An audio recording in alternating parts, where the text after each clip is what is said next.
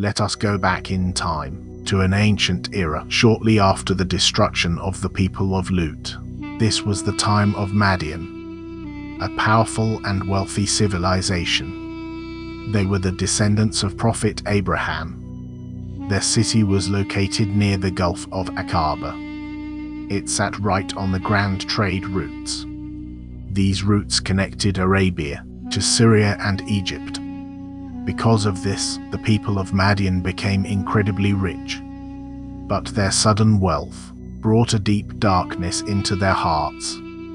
They forgot the one true creator. Instead, they started worshipping a massive, tangled forest. This thicket of trees was known as the Aykah, which is exactly why the Quran calls them the companions of the wood. Their spiritual blindness quickly poisoned their daily lives. They became a society driven by ruthless greed. In their markets, cheating was considered a clever business skill. They intentionally tampered with their measuring scales. When they sold goods to others, they used false weights. They cheated innocent buyers out of their rightful share. But when they were the ones buying, they forcefully demanded their full measure and even extra. Their corruption did not stop at the marketplace. The wealthy elite formed dangerous gangs. They would hide along the major highways. They terrorized weary travelers and passing caravans. They demanded illegal taxes and robbed people of their hard-earned goods. They completely destroyed the peace of the trade routes. The great valley of Madyan was full of gold, but completely empty of justice. In the midst of this darkness, Allah decided to send a warner, a messenger chosen from their very own noble lineage. His name was Shoaib. He was a man of profound wisdom. He was so articulate and persuasive in his speech that Islamic history honors him as the orator of the prophets. Prophet Shoaib stood before his people. He did not ask them for money. He did not seek political power. He only wanted to save them from a terrible fate. He spoke to them with deep affection. "O my people, worship Allah. You have no deity other than Him." He gently reminded them of their worldly blessings. "I see you in great prosperity," he said, "but I fear for you the punishment of an all-encompassing day." He directly addressed their greatest sin, their ruthless economic corruption. "Give full measure and weight in justice. Do not deprive people of their rightful belongings. And do not commit abuse on the earth, spreading corruption." He tried to appeal to their logic and their conscience. That which is left for you by Allah is far better for you, if you are true believers. But the arrogant leaders of Madyan simply mocked him. They laughed at his devotion. "O Shuaib," they said with heavy sarcasm, "does your prayer command you that we should leave what our fathers worshipped? Or that we cannot do whatever we want with our own wealth?" They insulted his gentle and peaceful nature. "You are just a weak man among us," they sneered. "If it wasn't for your respected family, we would have stoned you." But Prophet Shoaib remained calm and patient. He tried to warn them using history.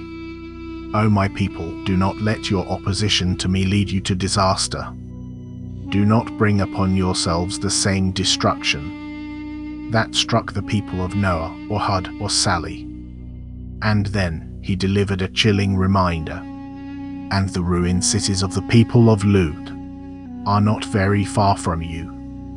He begged them to seek forgiveness. He reminded them that Allah is most merciful and loving. But the hearts of the elite of Madyan were already turning into stone. The arrogant leaders of Madyan had finally heard enough. They issued a brutal ultimatum. "We will surely drive you out of our city, O Shoaib, you and those who have believed with you, unless you return to our religion."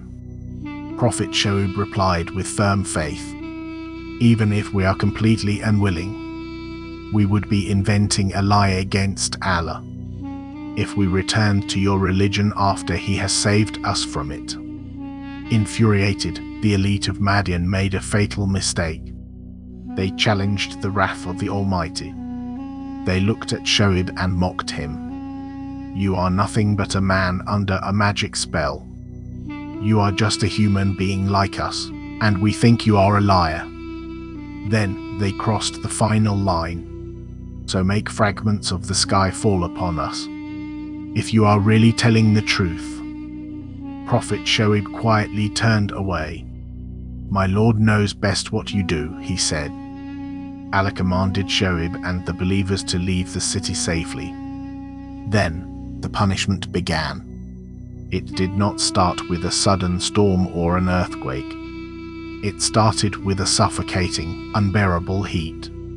The wind completely stopped. The air became heavy and boiling hot. No water, no shade, and no house could provide any relief. The people of Madyan were gasping for breath. This torment lasted for 7 agonizing days.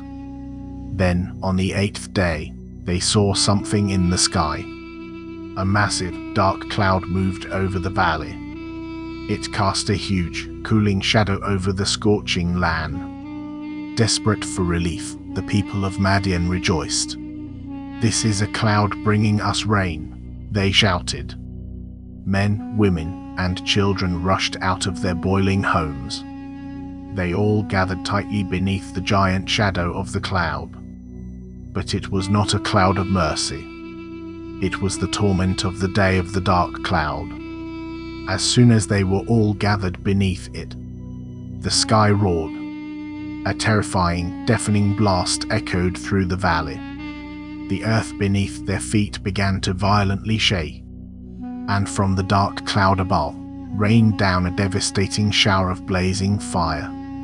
In mere moments, the arrogant merchants of Madyan were wiped out. They were left lying lifeless in their ruined homes, as if they had never lived there at all. Prophet Shoaib looked back at the destroyed city. With a heavy heart, he said his final words to them. O my people, I conveyed to you the messages of my Lord, and I gave you good advice. So how could I grieve for a disbelieving people? Today, the ancient ruins of Madyan still stand in silence, a haunting reminder of a forgotten empire. They built their massive wealth on deception, but all their gold and power could not save them from divine justice. The story of Prophet Shoaib is not just a tale from the past. It is a timeless warning for our modern world. In a time where financial fraud and greed are everywhere, the Quran and Sunnah remind us that true success lies in absolute honesty. Prophet Muhammad, peace be upon him, gave a clear warning. He said, "The one who cheats us is not one of us." A business built on deception is destined to collapse, but a life built on justice and fair dealing, that is the true path of salvation. It is the only way to find peace in this world and the hereafter. Allah blesses the honest and trustworthy merchant. In fact, the Prophet promised that the honest, trustworthy merchant will be with the prophets, the truthful, and the martyrs on the day of judgment. This was the profound mystery of Madyan's downfall. They had everything the material world could offer, but they lost their souls for a few extra coins. Their scales were heavy with stolen goods, but their record of deeds was completely empty. May we always protect our scales. May we always honor our word. And may we never let the greed of this world become our ultimate downfall.